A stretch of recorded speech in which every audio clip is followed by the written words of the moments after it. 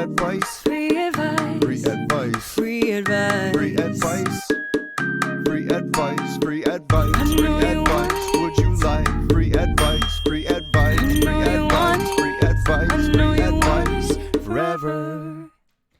This question comes to us from Reddit user Exact Library. How can I politely decline a hug from my teacher without offending? I, 17-year-old female, have this one teacher who often brings candy to school to hand out among the students in my class. She'll walk through the rows of desks and chairs while holding a basket of candy and have everyone take a piece before pulling each and every one of us into a hug. And sure, I suppose it's a nice gesture and all, but I'm really, really not okay with hugging people I barely know. Hell, I don't even hug my own parents. Why would I be comfortable hugging a teacher? Every time she does this at the beginning of a class, it only makes me feel incredibly awkward, tense, weirded out, and just yikes all over. Now, the thing is, she won't really take no for an answer, and I don't even know how to politely decline when she rushes towards me at full speed with her arms wide open. Today, I put out my hand for a handshake. That's clever. When she tried to pull me into a hug, but she responded by throwing me a disgusted look before ridiculing and humiliating me in front of the whole class for a solid 5 minutes, all because I offered a handshake instead of a hug. I honestly have no clue what to do. It might sound like the dumbest, most insignificant thing, but for some reason, it's a huge deal to me. And I don't want to keep having to touch this woman. She's nice at times, but at other times she can be extremely vindictive. If you do anything at all that gets her mad, she's bound to hold a grudge against you for ages and do all sorts of things just to get her revenge on you, such as unfairly lowering your marks on every single test you take and even failing you completely. How do I deal with this whole thing? Was it really that rude for me to put out my hand for a handshake when she wanted a hug? How can I politely decline it the next time she does it without pissing her off, even though I probably already have? Whew. Exact Library. What a question. Ooh, yeah. This teacher has a problem, and yeah. unfortunately, you're the victim of it. You are totally in the right to not want to hug somebody, and I like your solution of offering a handshake. Yeah. And this teacher's insecurity, unfortunately, victimized you in front of the class, and she took out all of this on you. She should not have done that. I think involve a third party at this point. Yeah. If there's another teacher or a school supervisor, hopefully there's someone with some sense that will stand up to this person and acknowledge that that's not okay. Mm-hmm.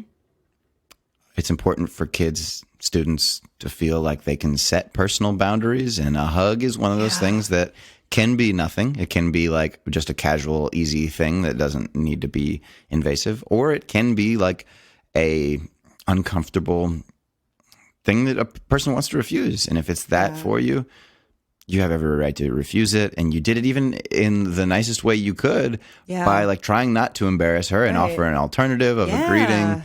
You didn't say, no, it's gross when you hug me, or it did something that's harsher and meant to shame her. A handshake is got to be okay. Like,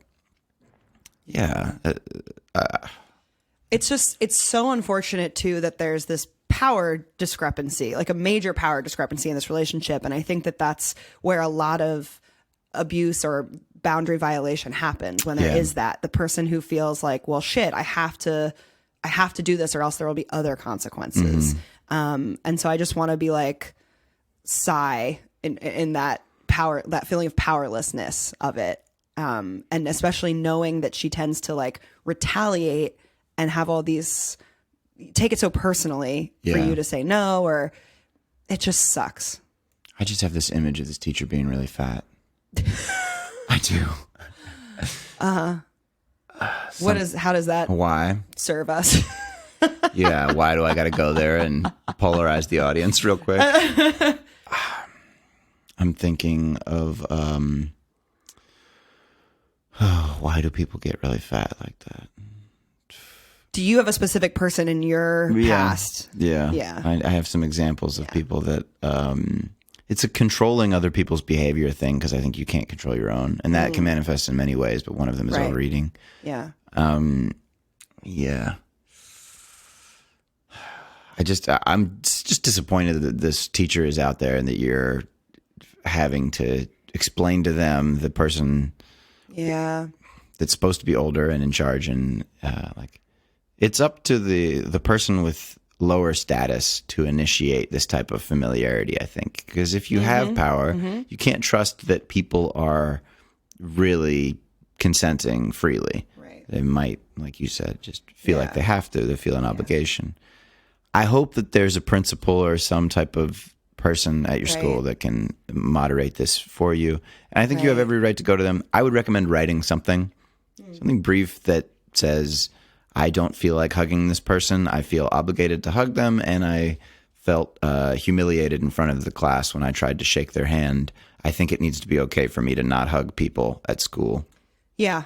Yeah. And I think that, I mean, again, it doesn't make me super optimistic given what this teacher has been permitted to do, but hopefully a third party would take this complaint seriously and also keep it anonymous, because it's very possible of all the students that this teacher is hugging, there's probably at least one other You're student not the that only doesn't one, want this. for sure.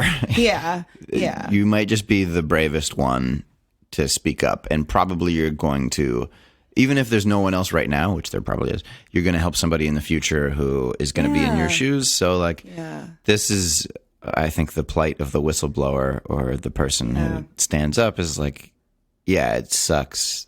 And it's humiliating for her to call you out in front of the class. And there are real academic consequences, perhaps, it sounds like, yeah. which is like a huge, huge bummer. Yeah. Yeah, I think you got to go to another teacher, the principal, somebody, her boss, and talk about this, because this isn't acceptable to do to you or the other people that we assume she's doing it to. Right, right. You don't have to do that. Right. It's not your responsibility to take on this burden, but if you feel like you can, I believe that you can. You can do it in writing if that's easier. You find that I tense up in the moment sometimes when I have to confront somebody about something verbally. It's a lot easier for me to write it down and then just hand the letter or send the email, whatever it is. Yeah. Yeah. I mean, the other thing that I think it would be unfair of us not to at least touch on, which again, I'm not trying to imply that there's a responsibility on you to do this. But, you know, I think that it does open up a potential avenue for you to look at, how has affection been handled for you? And, you acknowledge that you don't hug with your family much, and that resonates with me. And so it is a lot more uncomfortable to get that kind of physical, connection with someone than it might be for someone else who is just more comfortable with it, even if upon examining it, they might feel like, okay, it shouldn't come from a teacher. But yeah, I think while you should take action to protect yourself, or you could, if you feel like you're, like Rob said, if you have the bandwidth to accommodate that and it feels like it's enough of a violation, it is significant. That's the other thing I want to say. It's not small or dumb. It's very significant. It's very important for you to stand up for this and for other people to care about this and to help support you.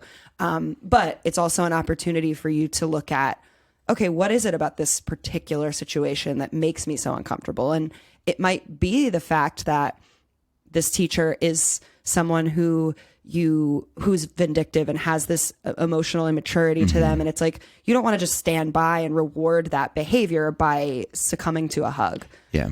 I understand that deeply. I felt that a lot, growing up, of like, I'm forced into this situation where I have to accept or even initiate physical affection with people because they want it, they expect it. It's their metric of I'm doing good. And that's not on you to perpetuate. Yeah. You don't have to validate other people physically like that. Yeah. At any cost to your comfort. And I want to point out that all of this stuff is relative for each individual and each culture. There are places where it's normal to greet each other with kisses. Right. And there are places where that's very, very intimate, where it's not even shown on TV. Right. Between married people, it's not like something that you can show. There are places where people greet each other by slapping each other's butts. I was on a football team. That was common, Yeah. Context matters a lot. And I think people want to reinforce group norms of like, we do this to show that we're all part of the same team. We're all part of the same way of going about things. So that might be part of your teacher's motivation. I think she's going about it the wrong way, and that you can't really, if it's a classroom setting, you can't force people to be in that familial mind state of like we all show our affection the same way. Your family is where that's determined, or your chosen relationships. Classroom is more like a professional setting where people have a job to do, and you have to be tolerant of some people have different personal boundaries, and you have your right to pick your own. But unfortunately, I mean, the parallel being drawn between a classroom setting and a professional setting is apt because those kinds of violations happen all the time in professional settings as well. And the classroom is also a place where you learn and practice setting those boundaries, because there will be future situations where you're going to have to put your foot down as well. And so I would encourage you to treat this as a learning experience of finding a way that's safe for you to speak up for yourself, because you will confront work situations, especially as a female, where those boundaries will be tested. And there will be consequences for you doing that. And that's the unfortunate reality of the world that we're living in. And it fucking sucks. I have an anecdote that's related from Saturday night, if I may go slightly off topic. There's a manager at a bar that I work at, black female, maybe 10 years older than me. She was off duty that night, but around the bar. And she greeted me with a hug, as she normally does. And she's like, "You can kiss me." And like, put her cheek up next to mine. So I kissed her on the cheek, and then I stepped back and said, "You can kiss me." I know. And then I was like, "Ooh, been waiting for that green jackpot. light." No, yeah, exactly. I was like, if you were uglier, that would be weird. That's what I said. And you said that? Yeah, I did. Jesus. Because she's not someone that I find particularly attractive, but also not repulsive. But it really is in that zone where I'm like, this is fine. I'm not going to kiss her on the lips, but I can kiss her on the cheek. I do that with some people that I recognize that as their norm. Right. And then she repeated it to all the people around. I think she liked it kind of as like it was a way Sort of saying that she's pretty. Yeah. Yeah. Oh God, Rob. I flagged it. I dog-eared it as like, this is a person to be mindful around, because she has sometimes she's the manager, the person that I report to, and this boundary is not that clear. But it's like the nightlife scene at bars, people are, they want to give off the vibe of everybody here is having a good time and really touchy-feely, and like everyone's comfortable with each other. So, I'll keep an eye on it. I think that's so interesting, though, because especially as it relates to the boundary violation and the kind of the abuse conversation, because they're really, I mean, I've heard comedians riff on this of like, people are going to respond a lot differently if someone who is like extremely not sexually attractive that like exposes themselves to you versus someone who is extremely sexually attractive. Right. We heard that guy talk about the difference between Louis C.K. and James Franco's Me Too moments. Exactly. And so there is, to some extent, I don't know about unfair, but at least uneven, Yeah. I think it's just important to acknowledge that, regardless of whether we're going to do anything about it, because that's just kind of how life is. Yeah. It's important to say attractive people do have that privilege that is quote unquote invisible, or maybe just not discussed. And I think that it sucks. It's important to call out and be mindful of, but that is human nature. What are you going to do? Here's, I think, the flaw in it is that we assume that desirability is universally agreed upon, and that there are certain people that, like, regardless of your relationship or the situation you're in with them, everyone would enjoy kissing this person. We kind of have that assumption, which is wrong. No one should be making those assumptions. I'm just saying, like, societally. I'm saying you and I and everybody else kind of operates from that point of view of like, Harvey Weinstein, oh my God, gross. If that person even laid a finger on me, it would be tragic. But James Franco, I mean, I'm a straight man, but if James Franco wants to linger in a hug, okay, this is somebody we all acknowledge as like... Yeah. Is there an example of someone who is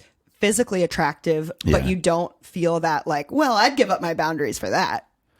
Yeah, anyone that... I'd hate anyone that makes me feel small, and anyone that like abuses power over me, anyone that Yeah. is trying to minimize me or like defeat me. Yeah, in those cases, like Isn't any that kind of boss. inherently part of that? Yeah. But we kind of like write over it if it's someone who is attractive or we respect some element of like what they're putting out there. Like James Franco, I feel like the draw for him is not just how he looks, but it's also the mystique around like who he is. He's this artist, he's this comedian, and there's just all these different dimensions to of likability to him, even though he would still be really taking away and minimizing your power by just making that assumption in the same way. I think my perception of a person's intent matters a lot. Yes. For this, like if somebody seems to have made a mistake of misjudged a boundary, like they went in for a kiss and then they're very apologetic immediately, Right. and it could be the same action but feel much more acceptable to me than somebody who like goes in for a kiss and then is angry or like seems to just not care. Yeah. Just, Which brings us my back to belief this that question. a person cares about my experience is what makes their behavior more or less acceptable to me. Yeah. And I think that that's a really good way to kind of like loop it back to this Yeah. question in terms of like what's unfortunate about the situation is that obviously the teacher is not backing down even when she's getting the feedback that this is not, acceptable to all of her students. But sometimes people like that, when they are kind of like caught in that scenario, but you communicate like that you see what their good intention could have been, sometimes that kind of placates their ego enough that they back down. Like for example, Can you give an example of that? So, I like this idea. So what I'm saying, like, I guess this kind of informs the way that you potentially approach diffusing the issue, which is that you preface it with as much as it kind of sucks to do a little bit of the shit eating of like, I understand that this teacher might be trying to create an environment of comfort or, validating their students in a certain way. Maybe this teacher wasn't hugged enough, whatever the reason is. Probably beneath the really brutal and unfortunate execution of this is a good intention. Yeah, I tend to believe that about people. I agree. And so prefacing the conversation with that, whether it's to her or to the principal, helps maybe soften it. And sometimes I find when you assume good intent with someone, they also then kind of up level to that standard that you're holding them to. Sometimes they don't. They So don't you fight back have as to. hard. You give them Because an you're out. meeting an emotional need, and that's what's informing their bad behavior from the begin with, the oversensitivity, like you said, about needing to be validated in a certain way, like my students love me or see me as a mother figure or whatever she's trying to fill there. I think you look at the rest of that person's behavior to determine whether this is something that just misaligned between your standards and theirs, or if they're trying to use this as part of a pattern of trying to dominate or make you feel small. And I think that like in that way, though, in this setting, intent almost doesn't matter because it's still something that the student is saying fuck no to. Right. But it can be a useful technique to make it easier maybe to share this uncomfortable information, to give them somewhat of the benefit of the doubt. And it may make them feel a little bit more comfortable backing down from sort of an over agitated or over personalized response. I think intent matters a lot. If the teacher's intent is to create an environment where everyone feels comfortable and hugs are what she thinks she's using to make everyone feel like they candy. belong. That's another really Hugs and important thing. Yeah, then I think it's a mothering kind of it could be that intent. this person doesn't have children and wants everyone else to get fat like her so that she feels better about it. I think that if she's trying to use hugs in that way and it's not working like that for you, then you can acknowledge, hey, I think I even feel bad recommending this because it's like it's too much excusing her behavior. And she's already tried to. She's already tried to kind of like communicate to the teacher, but I think we're also giving some advice for like potential things you can do in similar situations. Right, for people who are in other situations like this is try to speak to their good intent and start from a place of good faith that they're acting out of a good place instead of a bad one. If you assume the worst intentions of a person, they become more defensive, and you kind of like people will act the way that you say they're acting. Exactly. Exactly. And I think, we've clearly heard enough about this teacher, and the need is to go above this teacher. Because there's other people in your life that are going to be like this in some way or another. They're going to try and do something. So this advice applies to someone with whom you haven't tried the handshake approach, which is to present a more positive alternative that they've already shat on. So in this case, she's already proven that she can't tolerate that workaround. So go above her. Yeah. Go to the principal. Yeah. All right. Good luck with that.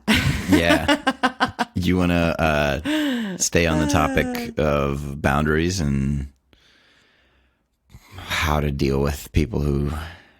Let's do it. Right after we hear the intro them up. music. Let's do it.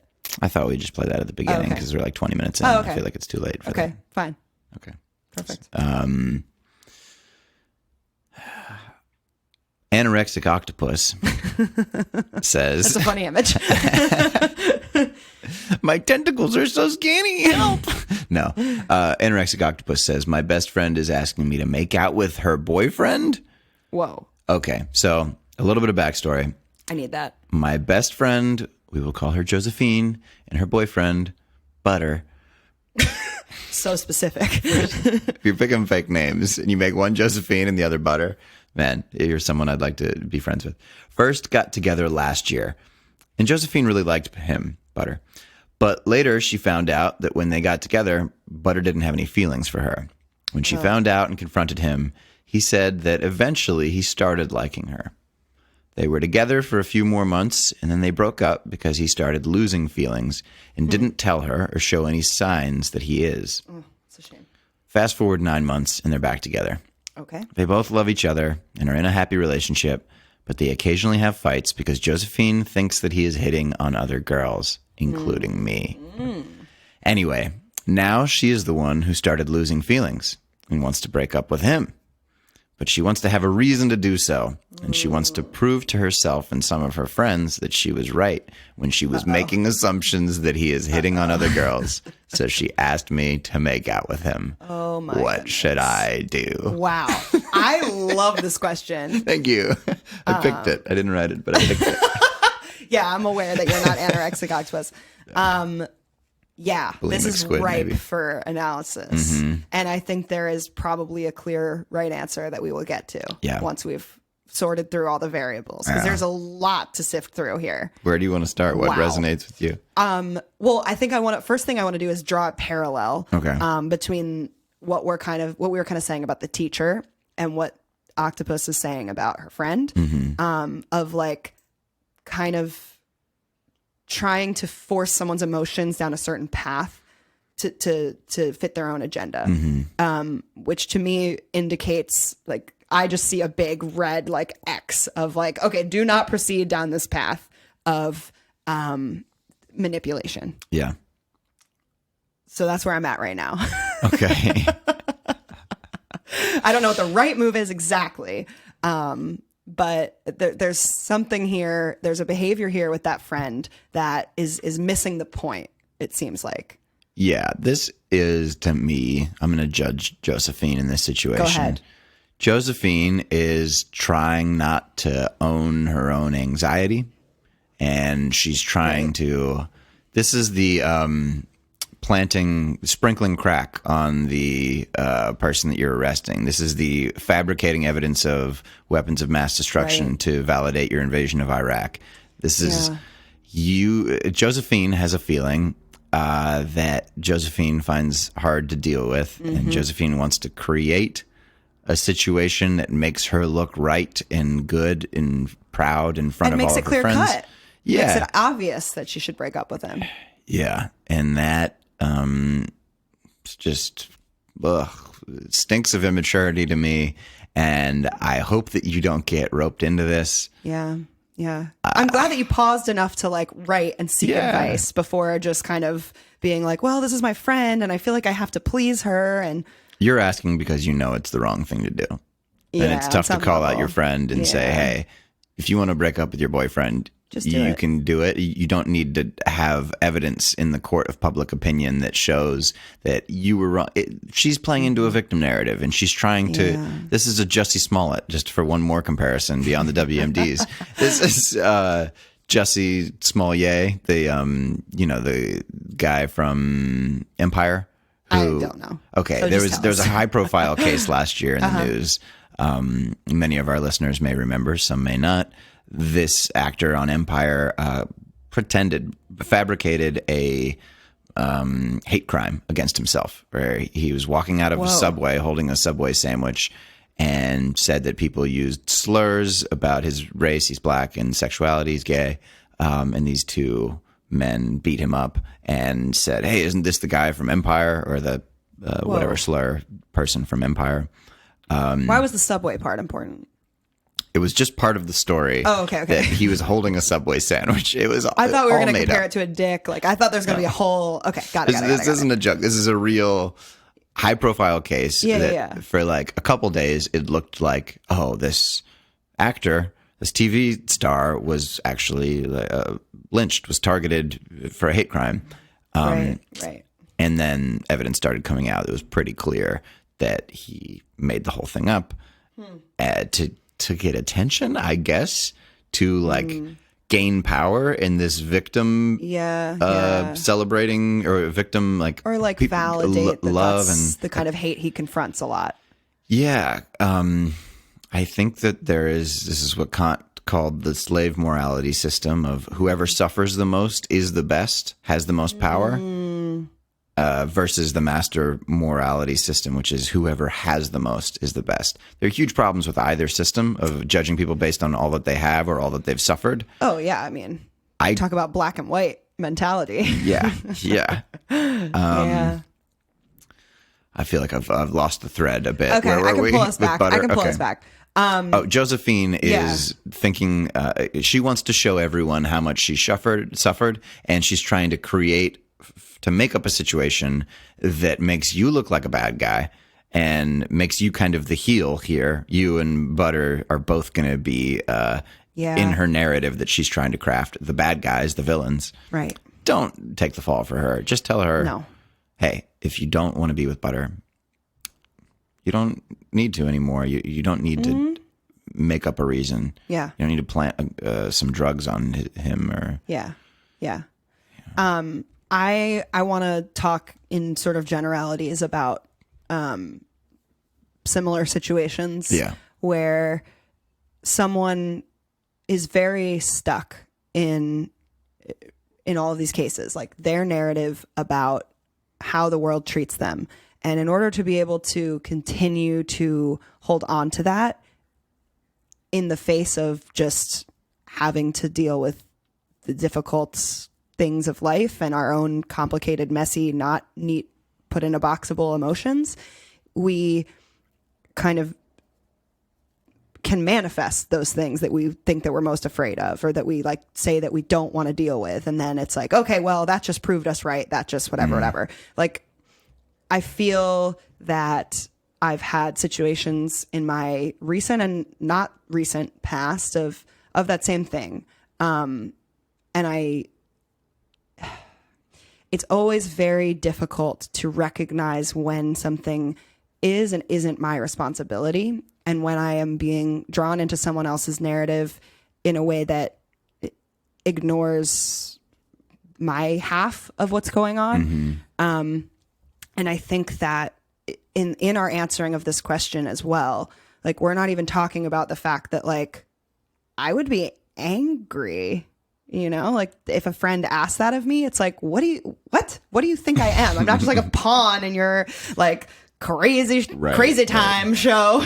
Like, I have feelings too. Yeah. I may or may not want to make out with this person. I may or may not want to have a bad reputation because of what you're pulling me into. Yeah. And I think this is to me, it's a clear-cut situation for you to be like, This is a definite no. T.O., time out. What is going on here? This is a definite no.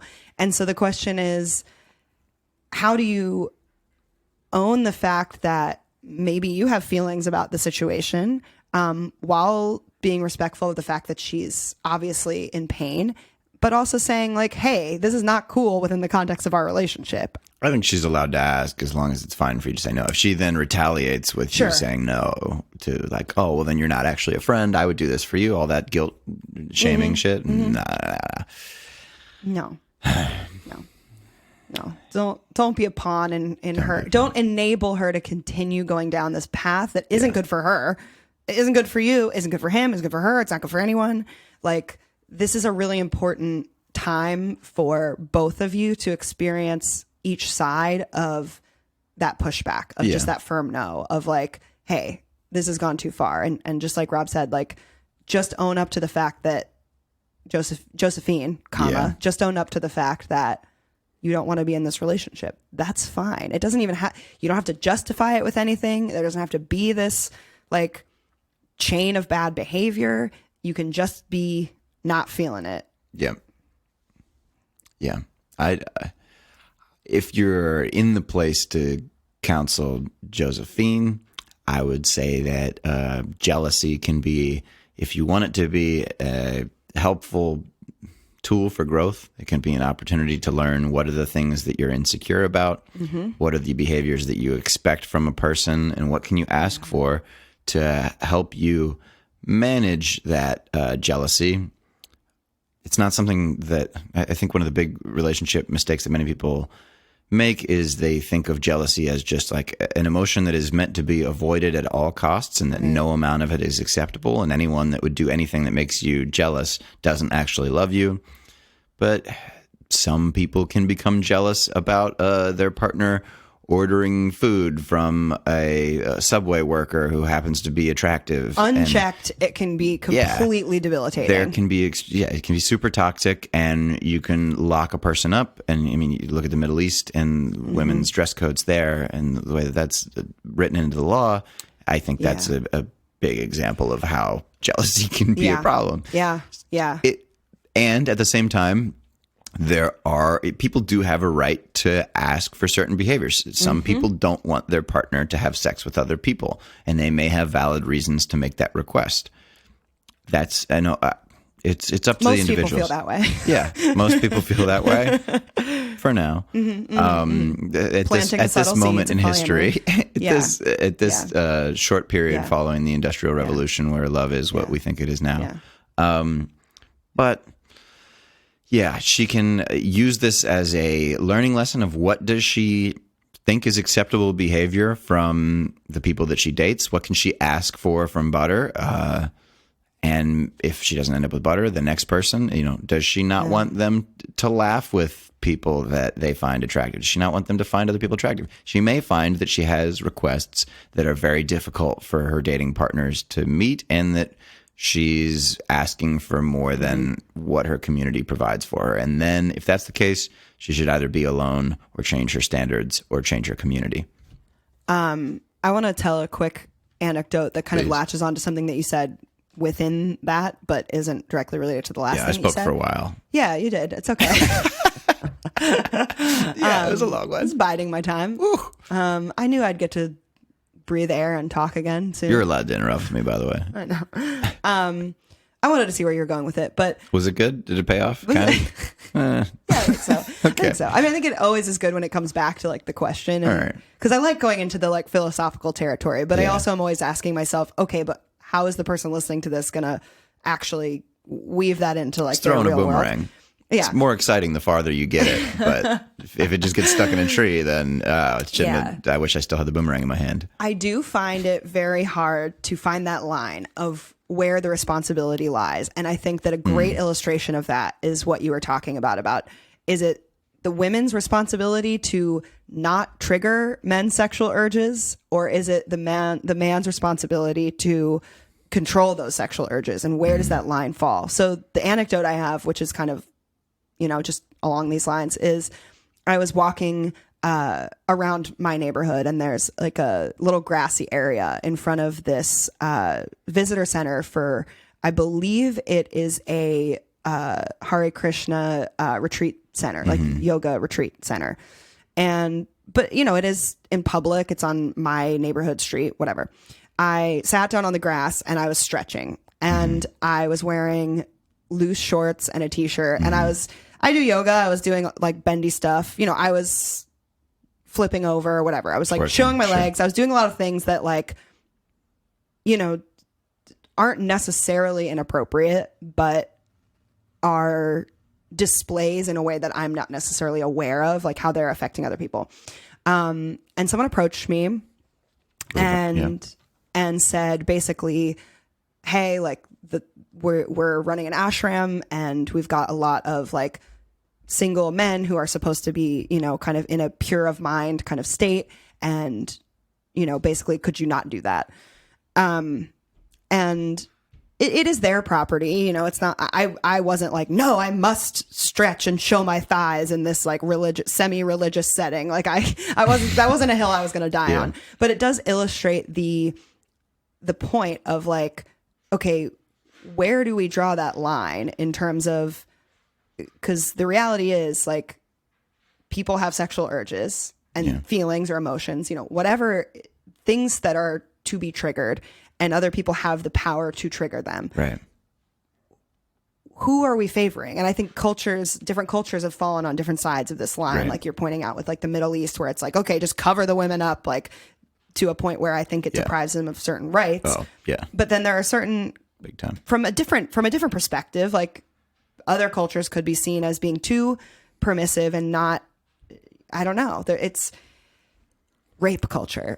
Give me an example of too permissive. I believe what you're saying. Some people might say that America is too permissive, for example, or Western country. In what way? Like, I'm sort of a laissez-faire kind of person. If that everyone has personal control over their personal should take personal responsibility in what, you know, like if someone were aroused and uncomfortable by the way that I was stretching near them, like I would think that I'm just sort of something that is a stimulus that is, you know, has the potential to trigger them, and they're going to be triggered by any number of stimuli that would be similar. And so if they're focusing on purity of mind, then perhaps some of the onus is on them to deal with what that evokes for them, rather than avoid, like you're saying, the problem with jealousy is that like we think we should just avoid it at all costs, but then it can get to the type of control. I think it leads to more and more and more trying to control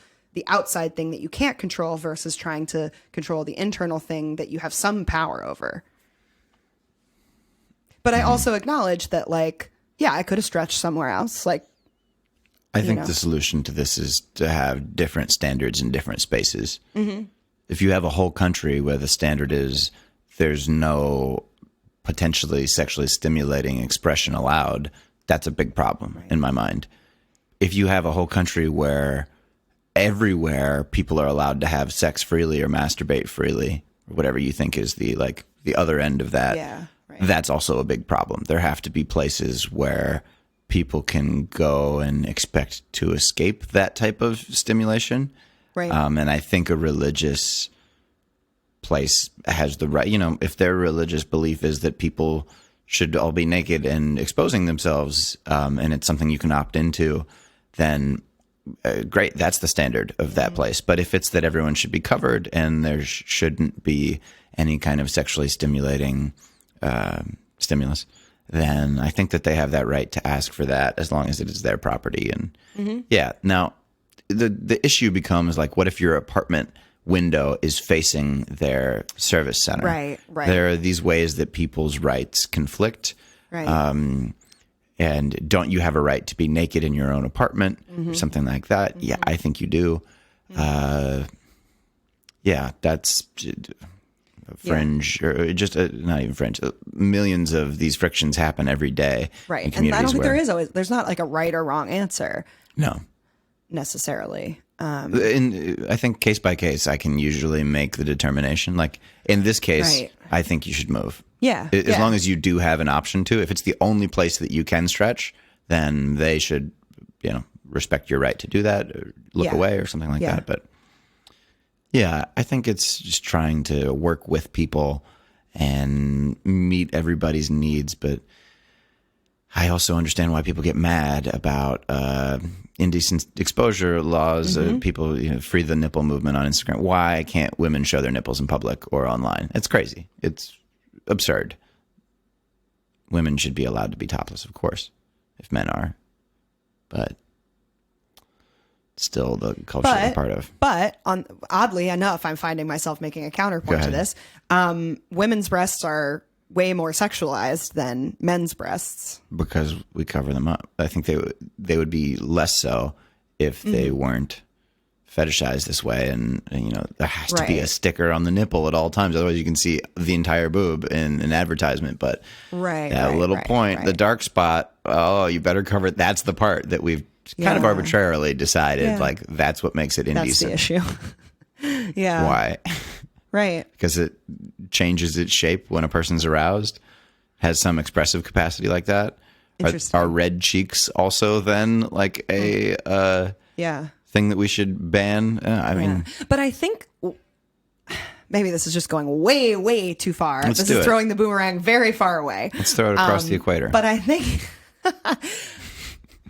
to be devil's advocate, please. I also think that human nature wants to leave things to the imagination to some extent. And so some of that clinging to don't show me the nipple is like keep something sacred, not in a religious context, but almost in a like it increases the arousal when that thing is there. Like, do we want these things to be so blasé? I think, okay, this has already happened with internet pornography being so abundant. Every man who wants to has seen a near infinite variety of female body parts. Right. Still, there are models, objects of desire on the internet that don't show their nipples, that men are crazy about. They maintain more desire by not showing. For some people, yes, it is a strategy that I don't think that you can see somebody else's nipples makes it any less appealing that next door Nikki doesn't show her nipples, whereas these other models or whatever do. I don't think that men lose interest in next door Nikki. Like it's still the individual and their choices and their standards make them desirable in their own way. Like it's not perfect substitutes. But I do think there's something more stimulating about seeing peeking beneath the curtain or behind the curtain, so to speak, with someone who you know and have a real life relationship with. It's a little more like alluring than like any number of porn stars on the internet that do or don't show, or models or actresses or whoever, people that you don't have a real in-person relationship with. Whereas like if your next door neighbor, suddenly, let's say we all decided let's free the nipple. Yeah. That's going to be more exciting to see your next door neighbor's nipple because you haven't been able to, because that person is like real. Maybe you. some people find people less desirable when they already have a pre-existing relationship with them, when they have some responsibility for them or some, sure. That becomes a threat of like, oh, if I sexualize this person, then I might like depend on them or be able to disappoint them or be able to. Some people find uncomplicated people that they can fully project onto that they don't know at all the sexiest. Yeah. It just depends on the individual, I guess, and their own history of what it means to be aroused and be physically taken care of and what love is. I guess just to throw that blank statement in there. Well, I think a lot of it comes from parenting and the way that you learn your physical needs are met, or you're responsible for other people's physical needs, which in a non-sexual way starts with parents, or some people, unfortunately, in a sexual way. Well, I think that we deny the sexual nature of the parent-child relationship, even though it's there. That's a very Freudian thing of like, we ignore the Oedipal or Electra complex because it's just uncomfortable. Yeah. But yeah, no, I think this whole conversation to me just serves to illustrate that there is a lot of nuance and a lot of tension in the debate of like, whose responsibility is this, whose responsibility is that, and how much variation there is in a case by case basis. In this particular case, we both are firm that we would say no if we were in your Yeah. shoes. Yes. But then the Octopus. question becomes, what's the way you deliver it? And I think that because you're being asked something that like we feel you shouldn't deliver on, I think you should feel free to say no in whatever way is most Yeah. comfortable for you. Yeah. You don't have to have a good reason. You don't need to. Right. Yeah. Okay. I say we stay in this general realm Let's for do one it. last question. One last question. Bring Fun it. in the Sun 6869. Ooh. Sun spelled S-U-N, Ah. which is how you'd expect, but you'll see. Yeah, I got you. Asks, what's my stepdaughter doing? Uh-oh. I'll start by saying I have a very matured stepdaughter, mentally and physically, that I've had in my life for about 7 years. Okay. The other night, something happened that I would like to think was accidental, but the way it happened has me thinking otherwise. We were horse playing, and I said I was done playing. As she walked by me to go to her room, she grabbed my penis. It was a full-on penis in hand as she walked by. Wow. I was in pajamas. If it were the back of her hand, I would never think twice about it. And more recently, we were on the couch, and I had my arm behind her, and she grabbed it and put my hand right on her boobs. So, am I overthinking this, or is she being touchy-feely? It's interesting. My mind goes right to what's the age gap, which is like sort of way off topic. Like, it doesn't matter. She's in her early teens. Okay. He said that she's very matured for her age, so we Right. can assume that she's But how old is he is what I really want to know. old enough to be somebody's stepfather. Right. Yeah. Yikes. Wow. You imagine For that these 7 things years. happen. So but we can like, assume yeah. at least mid-20s. I feel like you imagine these things can happen, or speaking for myself, I imagine like, sure, yeah, that makes sense as a possible thing that could happen. Yeah. But it's very difficult to actually confront the reality of this as two people out there in the world that we're giving advice to. I'm not pulling any punches with this one. Yeah. No. I recognize that this is a tough one for us to answer. Yeah. Yeah. That's why I picked it. Yeah. I think it's, I want to disclose, like, I've never had a situation where I've had to confront blurring the lines of family and sexuality. Mm-hmm. Well, they're not blood related, right? No. Except, Yeah. what? Correct. Right, The people in the right. question Yeah. are family in name, but not blood. Yeah. I'd say it doesn't matter that much. No, in it this- doesn't. in I this- was just recognizing in articulating that Yeah. that I have had a situation where someone whom I consider family has crossed a sexual boundary with me, not grabbed my vagina or my boob or anything like that, but still, where when you put someone very firmly in a certain category where there's no possibility, desire, or inkling at all towards any kind of sexual context, for them to then cross that line is very confounding. And so I think that perhaps it's important to remind this person. I think that you're perceiving things that are happening. That there's no point of questioning, is this happening? Is this not happening? She's being It has touchy-feely happened. and- It has and the- happened. It's more than just her being touchy-feely. In Fun in quote the unquote. Sun's dichotomy, though, it's either he's overthinking it or she's being touchy-feely. Right, exactly. Which is it? It's touchy-feely. Yeah, it's touchy-feely. beyond that. You don't have to worry that you're overthinking it or whatever. I think that sometimes that impulse comes from a place of, I wish it weren't true, and how can I possibly talk around it in a way where Yeah. it's not happening? But it is happening. So let's confront it. And I think that a thing that's really important to communicate is that this person doesn't have to be ashamed of their behavior, but that this is the territory that your relationship is in. A reminder that we are in a family unit, and to me, that means that there are certain types of touch that are appropriate, and there are certain types of touch that are inappropriate and not desired. You stressed to me. Can you explain that? Where? You said to me there are certain types of touch that are appropriate and certain types that are. I Right. thought that was a great addition that most people would overlook. Yeah. Specifying that this is the case for this person. Right. Yeah. And that other Yeah. people might have different boundaries. Yeah, because you don't want to.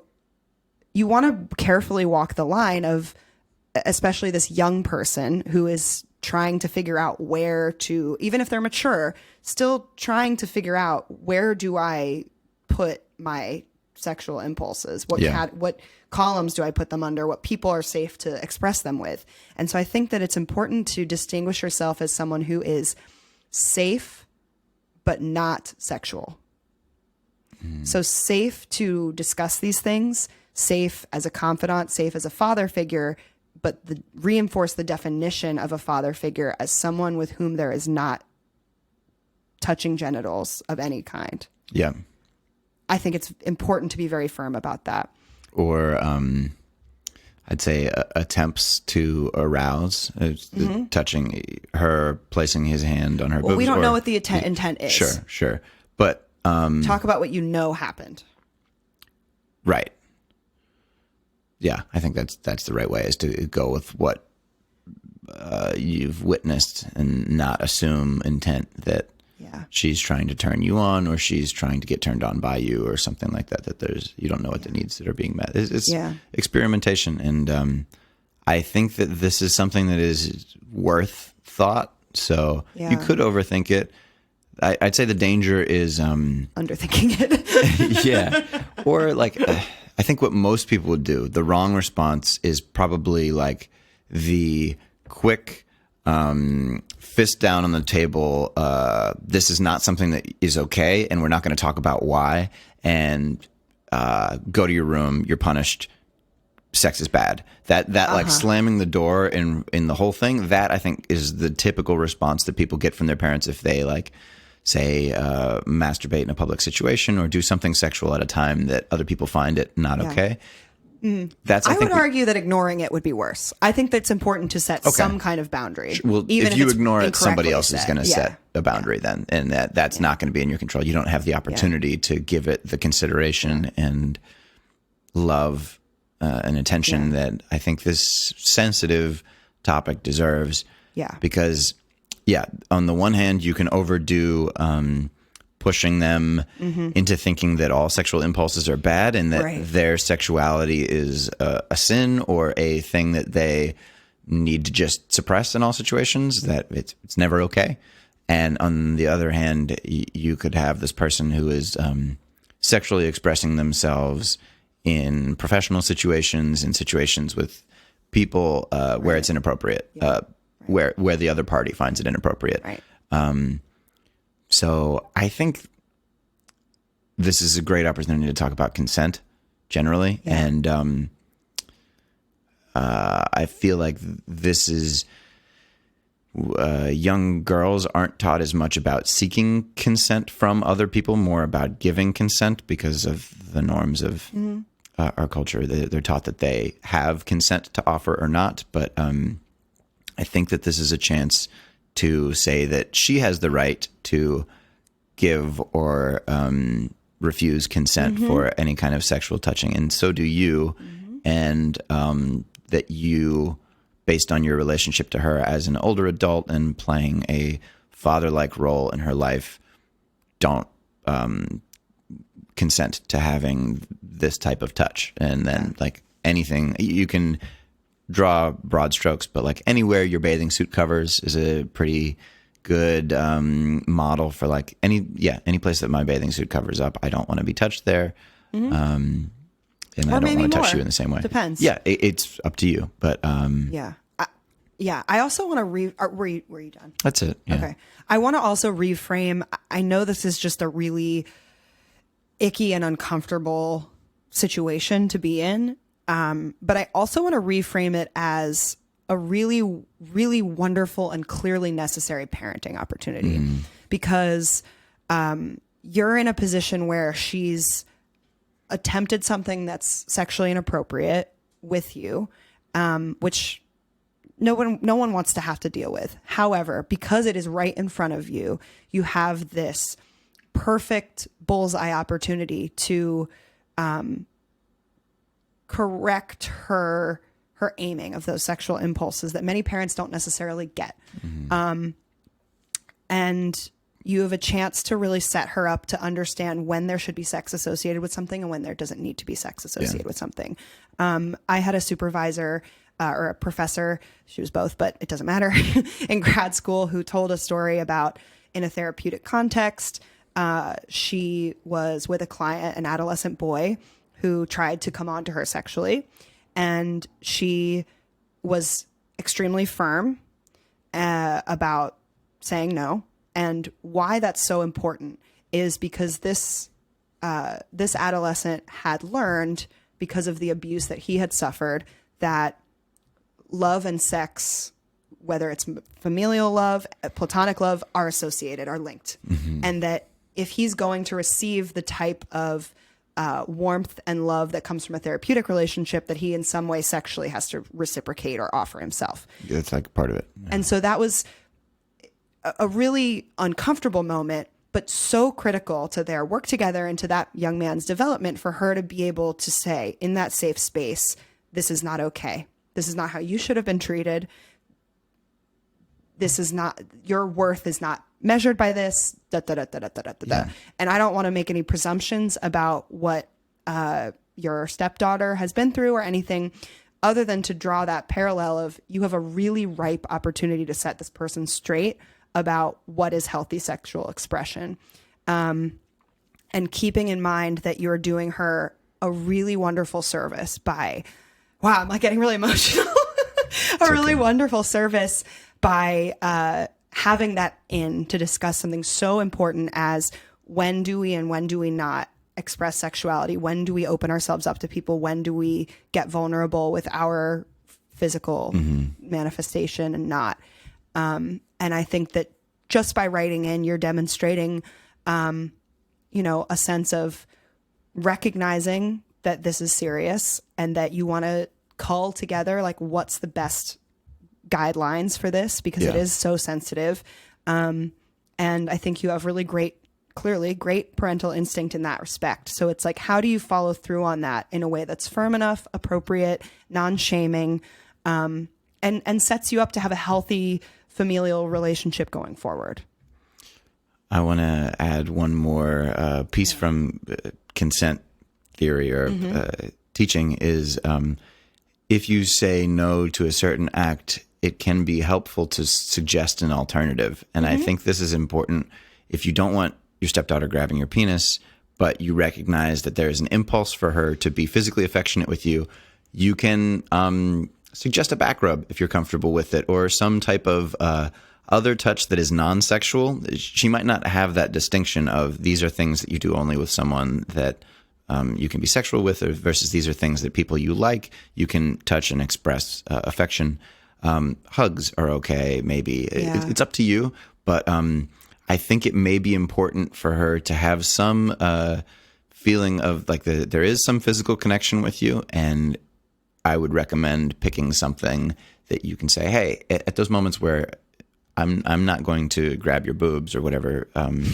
She's tried like that, but you could paint her nails maybe, or braid her hair, or something that feels more appropriate to you. And I think suggesting that could be really helpful to her, because I've read that a lot of women who develop early or have large breasts grow to resent their breasts because they become a symbol of what put distance between them and their father. As soon as they got their breasts, their dad stopped touching them because they became more of like a sex symbol, and it became uncomfortable. Yeah. I think you have an opportunity to continue some form of a lot of kids are held in a lap or rocked or picked up a lot, and she may have matured physically before she was ready to let go of all of those things, and she may still want some kind of physical touch. And I think if you can say, hey, not this, but yes to this, that could be really helpful for her. Yeah. And not me. For the boob grabbing. Yeah. Other people. Like, other people might want to grab your boobs. Yeah, sure. But again, they require consent, all those same things. Right.